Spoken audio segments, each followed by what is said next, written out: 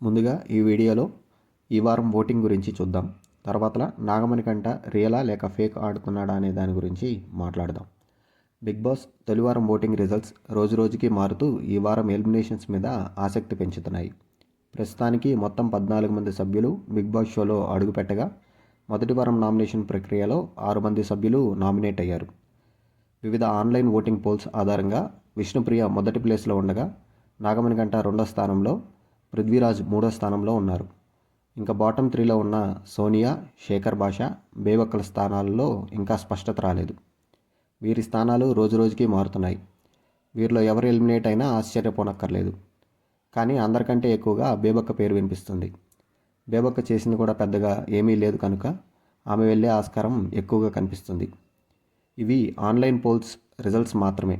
Official పోల్స్లో ఎవరు ఏ స్థానంలో ఉన్నారనేది చెప్పడం కొంచెం కష్టమే. ఎందుకంటే ఆన్లైన్లో ఎక్కువ యాక్టివ్గా లేని వారు ఎవరికి ఓట్ చేసుంటారో చెప్పడం కొంచెం కష్టమే. కానీ బిగ్ బాస్ వాళ్ళు ఈరోజు బేబక్ మరియు నాగమణి కంట ఇంట్రో వీడియోస్ని యూట్యూబ్లో రిలీజ్ చేశారు. అంటే మోస్ట్లీ వీరు బాటంలో ఉన్నారని హింట్ ఇస్తున్నట్లే. ఎందుకంటే సీజన్ స్టార్ట్ అయిన 4 రోజుల తర్వాతలా వీరి ఇంట్రోలు రిలీజ్ చేయడం అనుమానాలకు దారితీస్తుంది. రిలీజ్ చేసేవాళ్ళు షో స్టార్ట్ అయిన రోజో లేక మరుసటి రోజో చేయకుండా ఈరోజు రిలీజ్ చేశారంటే గ్యారంటీగా కావాలని రిలీజ్ చేశారు. కానీ అందరికీ డౌట్ రాకుండా ఆదిత్య ఓం గారి వీడియో కూడా రిలీజ్ చేశారు. ఈ వీడియోస్ రిలీజ్ చేసి ఆడియన్స్లో వీరి గ్రాఫ్ కొంచెం పెంచేదానికి బిగ్ బాస్ ట్రై చేస్తున్నట్లు అనిపిస్తుంది.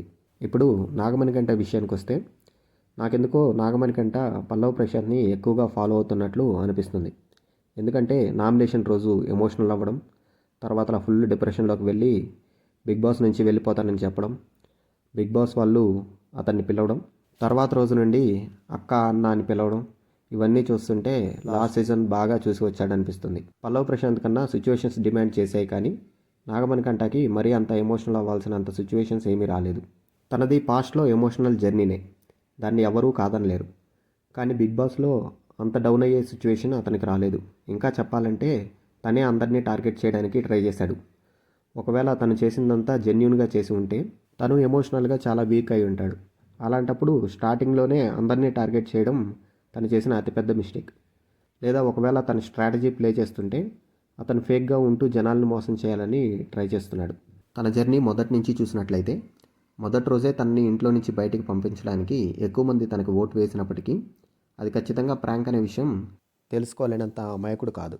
తన స్ట్రాటజీ చూస్తుంటే అతను బిగ్ బాస్ బాగా ఫాలో అయ్యి వచ్చినట్లు క్లియర్గా తెలుస్తుంది. కెమెరాల ముందు పోయి మాట్లాడడం, ఎమోషనల్ అవ్వడం వంటివన్నీ ఇందులో భాగంగానే ఉన్నట్లు ఉన్నాయి.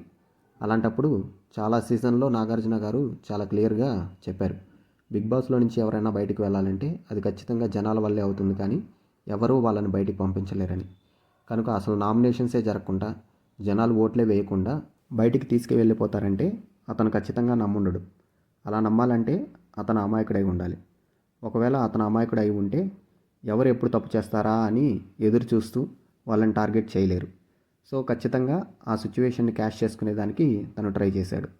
నార్మల్గా అందరితో జరుపుతున్న కాన్వర్జేషన్స్, అలాగే తను మాట్లాడే పాయింట్స్ చాలా వరకు కరెక్ట్గానే ఉన్నాయి. తను నిఖిల్తో జరిపిన కన్వర్జేషన్ చూస్తే ఎవరు నాగమణి కంటని అమాయకుడని అనుకోలేరు.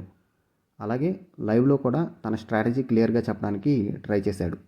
తను ఎవరి దగ్గరికన్నా వెళ్ళాలంటే ఖచ్చితంగా ఏదో ఒక ఇంటెన్షన్తోనే వెళ్తానని, అలాగే ఏ కార్డు ఎప్పుడు ప్లే చేయాలో తనకు బాగా తెలుసని చెప్పడం అతనికి నెగిటివ్ అయింది. ఎందుకంటే అందరూ ఎప్పుడు తను చేస్తున్న ప్రతి పనిని నెగిటివ్ యాంగిల్లోనే చూడడానికి ట్రై చేస్తున్నారు. మొత్తానికైతే ఇప్పటి వరకు తన స్ట్రాటజీ పూర్తిగా బెడిసికొట్టిందనే చెప్పాలి. తను ఎమోషనల్ అవ్వడం వల్ల ఫ్యామిలీ ఆడియన్స్లో కొంతవరకు సింపతి వచ్చినప్పటికీ అతను ఎక్కువ కాలం ఈ సింపతితో సర్వైవ్ అవ్వలేడు. గత సీజన్లో పల్లవ్ ప్రశాంత్ కూడా సింపతి యాంగిల్ మొదట్లో ట్రై చేసినప్పటికీ గేమ్స్లో తను 100% ఇచ్చి విన్నర్ అవ్వగలిగాడు. కానీ నాగమణి కంట విషయానికి వస్తే ఇప్పటి వరకు తన గేమ్స్లో తను 100% పెట్టినట్లు కనిపించడం లేదు. ముందు ముందు ఇలాగే ఉంటే కష్టమే. కొన్ని సందర్భాల్లో తన రియాలిటీ చూపించినప్పటికీ ఎక్కువ శాతం స్ట్రాటజీతో ప్లే చేయడానికే ట్రై చేస్తున్నట్లు అనిపిస్తుంది. అతను రియల్గా ఆడినా ఫేక్గా ఆడినా బిగ్ బాస్లో సర్వైవ్ అయ్యి పేరు తెచ్చుకోవడానికి ఆడుతున్నాడు. తనే కాదు, ఈ హౌస్కి వచ్చిన ప్రతి ఒక్కళ్ళు అందుకే వస్తారు. కనుక వారిని మరీ పర్సనల్ లెవెల్లో హేట్ చేయవద్దు. ఈ గేమ్లో వాళ్ళ స్ట్రాటజీ ఫెయిల్ అయినంత మాత్రాన వాళ్ళు చెడ్డవాళ్ళు కాదు. దయచేసి లాస్ట్ సీజన్లో లాగా చేయొద్దండి. చూశారు కదా మా వీడియో పైన మీ అభిప్రాయాన్ని కింద కమెంట్ల రూపంలో తెలియచేయండి. అలాగే నెక్స్ట్ వీడియో ఎవరి గురించి చెప్పమంటారో కమెంట్స్లో తెలియచేయండి. అలాగే ఇప్పటి వరకు మీకు బాగా నచ్చిన క్యాండిడేట్ ఎవరో కూడా మాకు తెలియచేయండి. మా వీడియోని ఇంతసేపు ఓపికగా చూసినందుకు చాలా థ్యాంక్స్. అలాగే ఒక లైకు, మా ఛానల్ని సబ్స్క్రైబ్ చేసుకొని మా ఛానల్ని మరింత ఆదరిస్తారని ఆశిస్తున్నాం.